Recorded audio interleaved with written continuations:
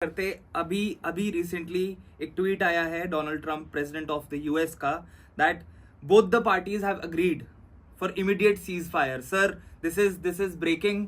अभी आपने बोला कि वो ज्यादा दिन नहीं लड़ सकते, वो नहीं लड़ पाएंगे और उनके पास इतनी क्षमता ही नहीं है that they can be at war with India. What is your take on ceasefire? आप क्या कहना चाहोगे इस बारे में? इनफैक्ट मैं ये सोच रहा था कि पाकिस्तान आर्मी के चीफ मौलवी साहब जो हैं, असीम मुनीर मौलवी साहब भागे थे, मैंने सुना अमेरिका की तरफ, वहां बात करने की कोशिश कर रहे थे। तो मुझे पूरी उम्मीद थी कि कटोरा छाप देश के कटोरा छाप जनरल साहब जो हैं, ये जरूर वहां भीख मांगने गए होंगे, क्योंकि उनको पता है प्रेसिडेंट डोनाल्ड ट्रंप ने पाकिस्तान को सपोर्ट नहीं कर रहे थे। और अभी एक न्यूज भी आई थी कि आईएमएफ ने उनको फिर से भीख दे दी है पाकिस्तान को, और ये पॉइंट था कि पाकिस्तान उस पैसे को भारत के खिलाफ यूज करने की कोशिश जरूर करेगा, क्योंकि उसकी फितरत ही वैसी है। तो यहां पे अमेरिका का स्टेप इन, एक थोड़ा सा डाउट था कि जरूर अमेरिका स्टेप इन करेगा, क्योंकि इंडिया ने ऑब्जेक्शन ऑलरेडी उठाया था कि आप पाकिस्तान को ऐसे टाइम पे आईएमएफ से लोन दे रहे हो, ये जानते हुए कि पाकिस्तान हमारे घर में टेरर फैला रहा है, और हम उस पर डिसाइसिव एक्शन लेने के लिए तैयार हैं। हमें भारत सरकार ने बिल्कुल क्लियर किया था। तो ऐसे टाइम पे उसको फंड्स मिले तो वो वहां पे जाके नाक रगड़ के आया होगा और वो बोल के आया होगा कि आप मुझे भीख दे दो, हम इस पैसे को भारत के खिलाफ नहीं लगाएंगे। और उसका सिर्फ एक ही तरीका था, फिर उसने बोला हो कि आप भारत से बोलो कि वो शेलिंग बंद कर दो। पैसा तब मिलेगा जब जंग को यहीं रोका जाएगा। जरूर देखो, पाकिस्तान की फितरत सिर्फ हम नहीं, हर कोई जानता है जी। आप देखो पाकिस्तान की हिस्ट्री क्या है। 47-48 से कहानी शुरू होती है जी। दो देश बन रहे हैं। जम्मू कश्मीर ने बोला कि वो अलग रहना चाहते हैं। पाकिस्तान ने क्या किया? कबायलियों को लेके, अपनी फोर्स को लेके और घुस गया कश्मीर में।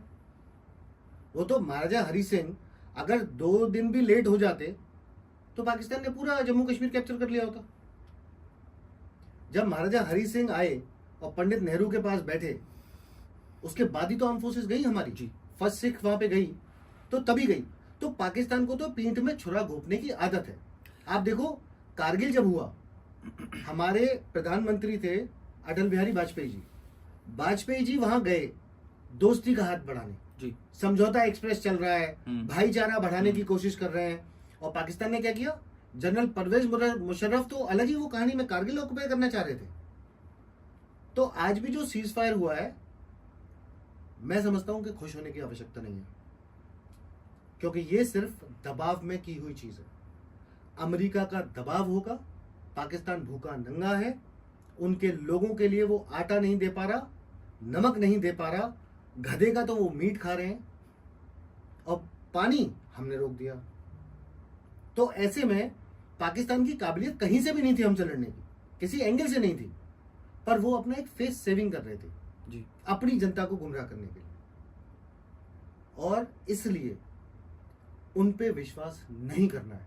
पाकिस्तान ने हमेशा पीठ में छुरा घोंपा है हमारे, तो भलाई के लिए ये भी याद रखें कि हाँ, हमने अग्री किया है, सीज फायर है, स्टैंड डाउन नहीं है। आपको क्या लगता है सीज फायर कितने दिन चलेगा? ऐसे सीज फायर बहुत बार हुए हैं, 2003 में, 2021 में कितनी बार सीज फायर्स हुए हैं, और हर बार पाकिस्तान ने पलटवार किया है, पीठ पे छुरा घोंपा ही घोंपा है। व्हाट डू यू थिंक, एक सोल्जर के पॉइंट ऑफ व्यू से, आपके एक्सपीरियंस के ऊपर बेस्ड, आपको क्या लगता है कि ये सीज फायर टेम्पररी है या this will be a permanent solution for the time being? देखिए, पाकिस्तान के साथ कुछ भी परमानेंट नहीं है। दूसरा मैं बता दूं कि पाकिस्तान के साथ चीन का हाथ भी है, और चीनी माल तो हम जानते हैं जी। कि चले तो चांद तक और ना चले तो शाम तक। वही चीज पाकिस्तान की है कि जो सीज फायर है, इसके धोखे में स्टैंड डाउन नहीं होना है, रिलैक्स नहीं हो जाना है, क्योंकि आज अभी इनके ऊपर दबाव है। आप आईएमएफ का पैसा रिलीज तो होने दीजिए, अभी तो सैंक्शन हुआ है ना, सिर्फ सैंक्शन हुआ है, और सैंक्शन करवाने के लिए ही ये पाकिस्तान ने शर्त रखी होगी। पाकिस्तान से कहा गया होगा कि तू इंडिया के खिलाफ यूज नहीं करेगा इसको, तो उसने बोला होगा त्राहिमाम त्राहिमाम दौड़ता हुआ कि साहब आप इंडिया पे प्रेशर डालो, इंडिया को बोलो। इंडिया किसी के दबाव में आने वाला नहीं है। राइट। बस सिर्फ एक चीज का ध्यान रखना है, रिलैक्स मत हो जाना। ये पीठ में छुरा घोंपने वाला देश है, ये एक कायर देश है, और अब जब ये हमसे फ्रंटल लड़ाई नहीं कर रहा है, सीज फायर बोल दिया है, ड्रोन नहीं आएंगे पाकिस्तान के लेवल से, पाकिस्तानी आर्मी नहीं आएगी पाकिस्तान के लेवल से, लेकिन वो आतंकवादियों को भेजेगा।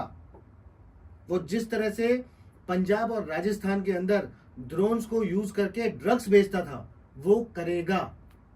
उसकी फितरत ही खराब है। तो आज गोली चलाना बंद हो गया है, ट्रिगर नहीं दबाना, पर चैम्बर में राउंड रखना। ये आस्तीन के सांप है, इनको आस्तीन तक मत आने देना, मेरा यही कहना होगा।